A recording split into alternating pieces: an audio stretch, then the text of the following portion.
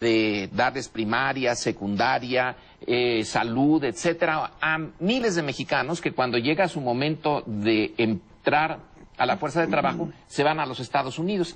También los pocos cerebros mexicanos preparados con mucho trabajo terminan, una buena parte de ellos, por irse a universidades o instituciones extranjeras.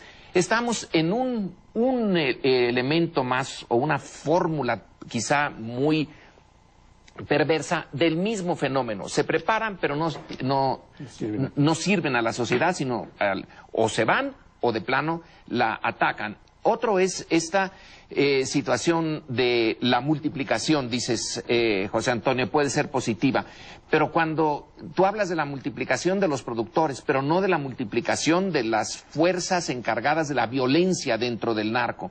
Estas son células que se supone no son más de 5 de los linces, que no tienen contacto entre sí y con otras partes, sino que están bien organizadas piramidalmente para no tener entre sí contacto y solamente obedecer a la instancia de arriba.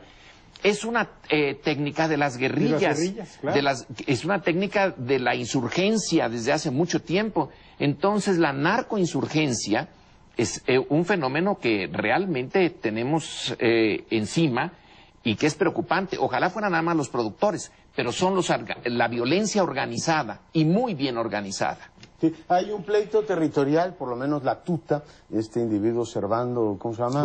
Gómez, lo dice claramente en el mensaje que mandó, por cierto, a la televisión michoacana, diciendo, lo que no queremos es que entren los zetas, es decir, este territorio es nuestro. Evidentemente Michoacán era un pleito territorial. Yo lo que sigo viendo como tremendamente preocupante es el hecho, la subvención de agentes del Estado a esos grupos, y el otro que el Estado sigue protegiendo el crimen organizado. Es decir, de lo que nos enteramos en Michoacán es que la estructura de alcaldes, 11 están arraigados y 10 no se presentaron a trabajar después de que detuvieron a los otros. Si tienes una estructura de 20 y tantos alcaldes, el procurador de Michoacán protegiendo todo el negocio. Yo no sé si en otros países esa diferenciación entre criminales y Estado es más nítida que en México. Pero aquí tendríamos efectivamente un vínculo orgánico entre un crimen organizado y autoridades estatales. La tuta de lo que está enojado es decir, oiga, todos los que tenían sueldo, resulta que me los detuvieron. Bueno, pero tenemos que irnos porque ya se nos acabó el tiempo y nos vemos en el siguiente segmento. Bien. Este país tiene problemas nuevos y problemas muy tradicionales. Uno de ellos es el de la distribución del ingreso. Prácticamente desde que nacimos como república, está planteado este tema de un país tremendamente segmentado, en donde muy pocos tienen mucho y la inmensa mayoría no tiene nada. La última encuesta ingreso-gasto demuestra que más o menos el 60% de la población se reparte el mismo pastel que el 10% de la población más rica. Es decir, una de las distribuciones del ingreso, no diré la peor del planeta, pero sí una de las peores. Y para complementar esta pésima situación que no hemos logrado resolver en todos estos ya casi 2 siglos de vida independiente, tenemos un deterioro de los niveles de ingreso de prácticamente todos los mexicanos, salvo por supuesto los más ricos. El deterioro en el nivel de ingreso es creciente conforme uno baja en la escala social, es decir, los más pobres son los que más sufren y sufren más por la devaluación de la moneda, la inflación y el incremento del precio de los alimentos. Como es natural, los más pobres destinan una mayor parte de su ingreso precisamente a ese tema y han perdido, número más, número menos, un 8% de su ingreso. Es decir, una caída importantísima, en todo caso que contrasta con el resto de la sociedad. Tenemos pues un país con problemas muy tradicionales, sin salidas, sin nuevas ideas para resolver, algo que en los foros internacionales se plantea cada vez más.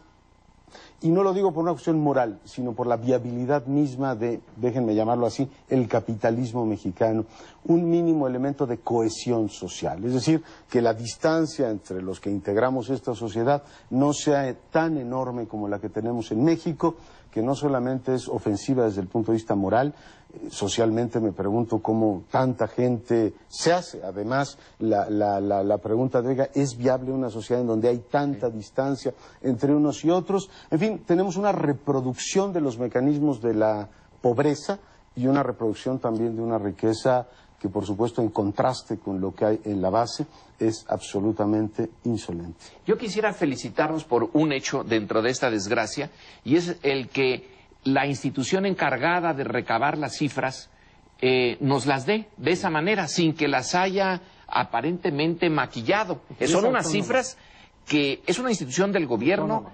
autónoma, pero vienen los recursos del gobierno, y quien pone al personaje que está al frente de la institución también es el gobierno, es alguien que estuvo en el gabinete. Y bueno, eso está bien. Ahora, el contenido es pésimo. Hasta donde nosotros podemos saber, la distribución del ingreso iba mejorando lentamente, lentísimamente, en los años 50, 60, 70, hasta el 80. En el 80, con la gran crisis del modelo económico y el inicio del neoliberalismo, empieza un deterioro. Pero ese deterioro se detuvo y algo empezó otra vez a funcionar de una manera positiva, quizá con el petróleo, al finalizar el gobierno de Fox. Un poquitín mejoró, un poco. Y ahora volvemos a empeorar. Es como si el tiempo pasa y ¿dónde estamos? Estamos en los 1950, 1940, en el tipo de distribución. El nivel de vida ha subido un poco, pero la injusticia básica sigue igual. Y otro punto, la OCDE nos da ciertas pistas. Los países que tienen el mejor capitalismo y la mejor cohesión social son los que tienen la mejor distribución del ingreso. Nosotros nos comparamos, porque para eso sirvió entrar a la OCDE, nada más para compararnos y pasar puras vergüenzas. Somos el peor de los países dentro de la OCDE en distribución del ingreso. El mejor, Finlandia y los países escandinavos. Claro. Yo creo que es conveniente aclarar que el INEGI, que es esta entidad que estabas mencionando, que nos entrega la información, antes era, hasta hace poco tiempo, una dependencia de Hacienda. Estaba organizada como un desconcentrado, dicho en términos administrativos. Ahora pasó a ser un organismo descentralizado del Estado, que efectivamente tiene una independencia mucho mayor. Cuando era controlado directamente por Hacienda, Hacienda dictaminaba cuáles eran las cifras que se podían publicar, el crecimiento, decrecimiento, empleo, desempleo. ¿Y cuándo?